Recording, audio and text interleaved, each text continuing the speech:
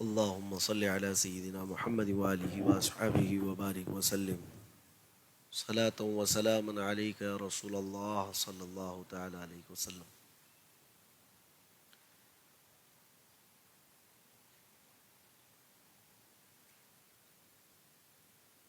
حضرت ابراہیم بن ادھم رضی اللہ تعالیٰ عنہ بڑے پائے کے بزرگ گزرے ہیں، اور اولیاء کرام میں ان کا مقام جو ہے وہ تارک السلطنت، یعنی بادشاہت کو چھوڑ کر کے جو اولیاء آئے ان میں بہت کم ہے.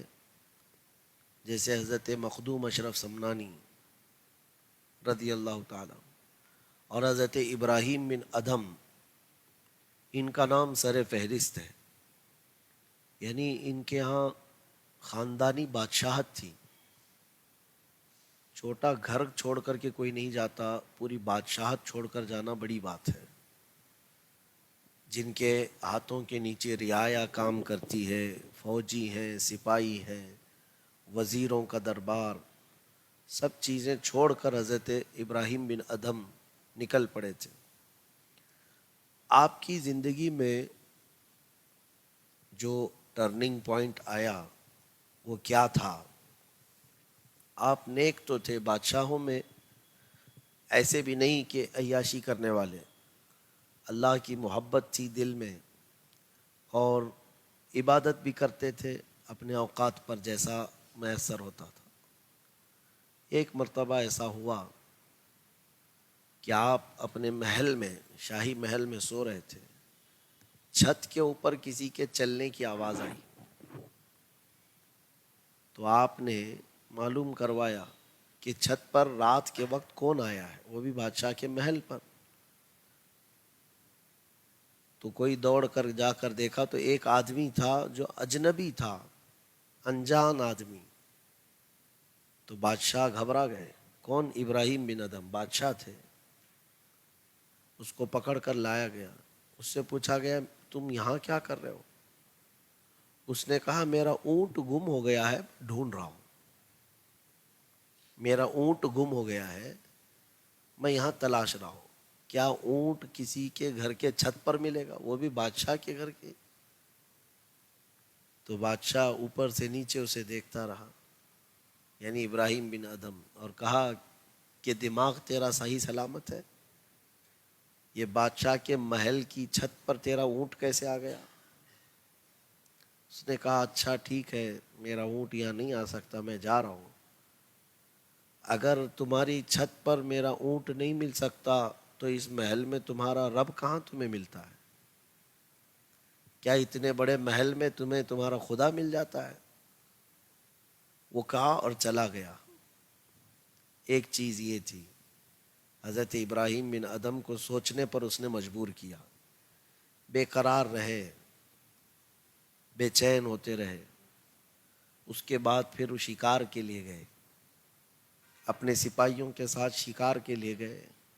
شکار سے جب واپس کی تھی تو آپ کے محل کی صفائی کے لیے جو کنیز ہوا کرتی ہیں، کچرا جھاڑنے والی، ایک کنیز جو ہے بادشاہ کا جو کمرہ ہے اس کا جو گدا ہے حضرت ابراہیم بن ادھم کا، تو اس کو صفائی کرتے کرتے، نہایت نرم تھا بادشاہ کے سونے کا، تو وہ کنیز صفائی کرتے کرتے یہ سوچتے لگی کہ تھوڑی دیر میں لیٹ کے دیکھتی ہوں اس گدے پہ لگتا کیسے ہے. بادشاہ سوتا ہے، بادشاہ تو ہے نہیں، باہر گیا ہے. تو لیٹ گئی، نیند لگ گئی. کبھی اتنا نرم گدا ملا نہیں تھا، جیسے سوئی نیند لگ گئی.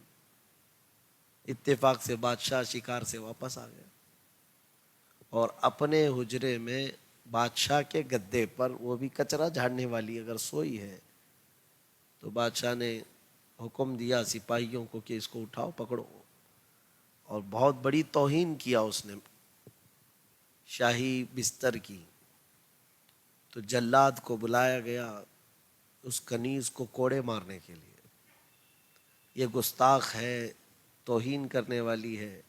اس کو نوکری سے بھی فارغ کرنے والے تھے. لیکن سزا دے کر. تو جلاد جب اس کو کوڑا مارنے لگا اس کنیز کو تو ہنسنے لگی. پھر ایک کوڑا مارا پھر ہنسنے لگی. بادشاہ نے رکوایا, اس کنیز سے پوچھو یہ کوڑے پہ ہنستی کیوں ہے؟ تو اس کنیز نے کہا, بادشاہ سلامت, کوڑے پر نہیں ہنس رہی ہوں, یہ بستر کتنا منحوس ہے, میں نے تو صرف 1 گھنٹہ سوئی تو مجھے اتنے کوڑے پڑ رہے ہیں, جو روز سوتا ہے اس کا کیا ہوگا؟ اس بستر پر میں ہنس رہی ہوں. جو روز اس بستر پہ سوتا ہے کہیں ایسا تو نہیں کہ فرشتے اس کو خوب کوڑے ماریں گے. یہی بات تھی جو ابراہیم بن ادھم کے دل پر لگی. آپ اسی دن سب چیزیں چھوڑ کر اپنے محل کو, ساری چیزیں چھوڑ کر نکل پڑے. اور جانتے ہیں فوراً زندگی میں تبدیلی لانا معمولی بات نہیں.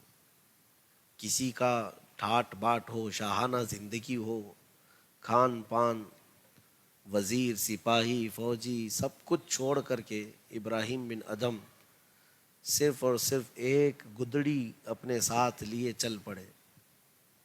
اور اتنی دور آ گئے کہ نہ ان کو رعایا بلانے آ سکتی, نہ کوئی قریب آ سکتا. اور ادھر پورا شاہی دربار خالی پڑا ہے. کئی دن گزر گئے. ان کی طرح کوئی بادشاہ بھی نہیں تھا. تو لوگ ڈھونڈتے رہے لیکن بادشاہ غائب تھے. ایک وزیر کو معلوم تھا, جو ابراہیم بن ادھم کا خاص وزیر تھا, اسے معلوم تھا. وہ کئی دن سے محسوس کر رہا تھا کہ تبدیلی ہو رہی ہے بادشاہ کے اندر, یہ اللہ کی طرف ان کا دل کھینچا جا رہا ہے. روز دیکھتا تھا کہ تبدیلی آ رہی, اور ایسی تبدیلی آئے گی اس نے سوچا نہیں تھا کہ یہ سب چھوڑ کر کے اچانک غائب ہو جائیں گے. تو وہ وزیر ڈھونڈتے ڈھونڈتے ایک جگہ پر حضرت ابراہیم بن ادھم کو پا لیا. کہاں ملے؟ ایک سمندر کے کنارے بیٹھے اپنی گدڑی سل رہے تھے اور پیوند لگا رہے تھے. وزیر آیا اور دیکھتے ہی کہنے لگا, بادشاہ سلامت, آپ کی زندگی پہلے کیا تھی اب کیا ہے؟ آپ کی کرسی اور آپ کا تخت, آپ کا عالی شان محل, اور وہ سب چیزیں چھوڑ کر آپ یہاں ہیں. میں التجا کرتا ہوں واپس چلیں, دربار کو سنبھالیں, رعایا آپ کے انتظار میں ہے. ابراہیم بن ادھم چہرہ اٹھا کر کے اس وزیر کی طرف دیکھ رہے تھے. آپ کی سوئی گر گئی پانی میں, آپ کی سوئی پانی میں گر گئی. آپ نے کہا, افسوس, ایک ہی تو تھی میرے پاس سینے کے لیے, گر گئی. تو میرا وزیر ہے, تو میرا خادم ہے, ذرا وہ پانی میں سے اٹھا کر کے لیا. سمندر میں گری ہے. تو کہا کہ حضور اتنے بڑے سمندر میں سوئی ڈھونڈ کے لاؤں گا, ملے گی بھی؟ جو تھپیڑے مارتا ہوا سمندر ہے. تو اس نے کہا کہ میں آپ کی سوئی کیسے لے آؤں؟ کہا, اچھا تو نہیں لا سکتا, اے اللہ کی مخلوق, کوئی ہے جو میری سوئی لائے؟ سمندر میں سے سینکڑوں مچھلیاں اپنے منہ میں سونے چاندی کی سوئی لے کر باہر آئیں. ابراہیم بن ادھم نے دیکھا اور اس کے بعد کہا, نہیں, مجھے میری اپنی سوئی چاہیے. ایک مچھلی کے منہ میں وہی پرانی سوئی جو ابراہیم بن ادھم کے ہاتھ میں تھی, وہ مچھلی اپنے منہ میں لے کر باہر آئی. آپ نے اس کے منہ سے سوئی نکالی اور اپنے کپڑے سلنے میں پھر مصروف ہو گئے. اور پھر اس وزیر سے کہا کہ میرے وزیر, بتا وہ حکومت اچھی ہے یا یہ حکومت اچھی ہے؟ وہاں پر تخت کی حکومت ہے, اور جب اسے کوئی چھوڑ کر اللہ کی طرف آتا ہے تو مولا ساری مخلوق پر حکومت جاری کرتا ہے. تو بسا اوقات ایسا ہے کہ زندگی کا عیش اللہ سے دور کر دیتا ہے. کبھی کبھار زندگی میں ایسی چیز آنا چاہیے, مہینے میں ایک بار ہو یا جب میسر ہو, ساری چیز چھوڑ کر کے اپنے آپ کو بند کر لیں ایک دن کے لیے. ایک دن نہ صحیح, ابھی جیسے اعتکاف شروع ہو رہا ہے, کل سے شروع ہو چکا. اصل اعتکاف کی جو روحانیت ہے وہ یہی ہے کہ دنیا چھوڑ کر کے اللہ کی بارگاہ میں آیا ہے.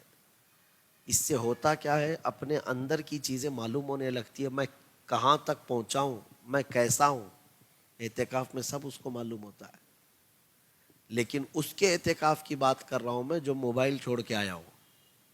ہاں، موبائل ساتھ میں لے کر کے آیا تو پھر اسے کبھی احساس نہیں ہوگا، اسے سوچنے بھی نہیں دے گا موبائل کہ تم کون ہو، تم کہاں تک پہنچے ہو، تمہارے اندر کتنی تبدیلی ہے نہیں ہے۔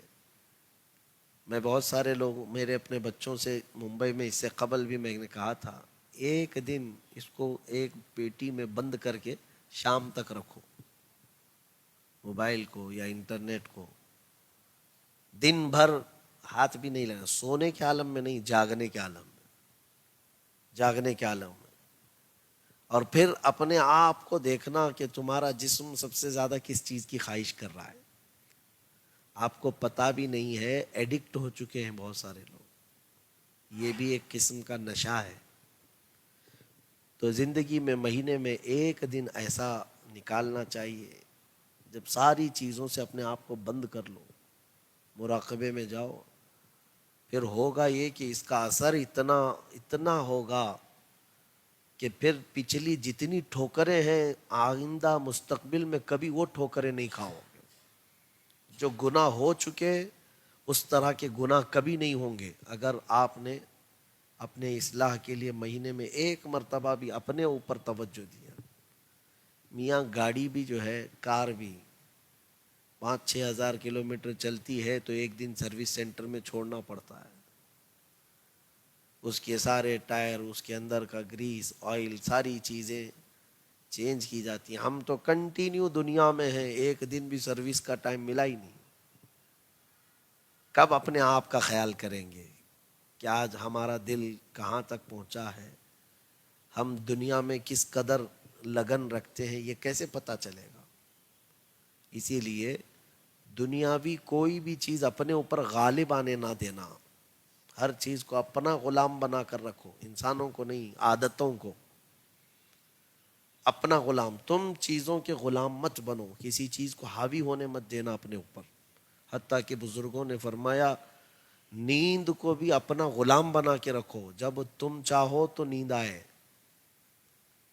ایسے نہیں کہ محفل میں بیٹھے ہو اور اونگ رہے ہو، جھپکیاں آ رہی ہیں اور تم نیند کے غلام ہو گئے۔ نیند تمہاری غلام نہیں، تم نیند کے غلام ہو گئے، اور یہ نیند تمہیں کہاں کہاں سلاتی ہے پتہ بھی نہیں، مسجد میں بھی سلاتی ہے، بازار میں بھی، اور کچھ کو تو باتھ روم میں بھی سلاتی ہے۔ غلام جو نیند کا غلام ہے اس کو پتہ ہی نہیں کہاں بیٹھا ہے اور سو چکا۔ اور اگر اس کو تم نے اپنا غلام بنا رکھا تو تمہارے کنٹرول میں ہے۔ اسی طرح ہر عادت، صرف نیند کی بات نہیں، ہر عادت تمہارے قبضے میں رہے، تمہارے کنٹرول میں، کوئی چیز تم پر حاوی نہ ہو۔ بھوک بھی، کھانے کی بھی خواہش بھی ایسی ہو کہ جب میں چاہوں تو کھا لوں، یہ نہیں کہ کھانے کے پیچھے پاگل ہو گیا، اب کھانا نہیں ملے گا تو مجھے دن میں تارے نظر آئیں گے، کچھ دکھتا ہی نہیں۔ یہ عادتوں کے غلام نہ بنے، اور تم کر سکتے ہو اس چیز کو، جیسی عادت ڈالیں گے ہماری باڈی ویسی ہی ایکسیپٹ کرتی ہے۔ اللہ تبارک و تعالی ہمیں اپنے جسم کی اصلاح کی توفیق عطا فرمائے، دنیاوی رغبتوں سے اللہ ہمیں آزاد فرمائے۔ وصلی اللہ تعالی علی خیر خلقہ محمد وآلہ وصحبہ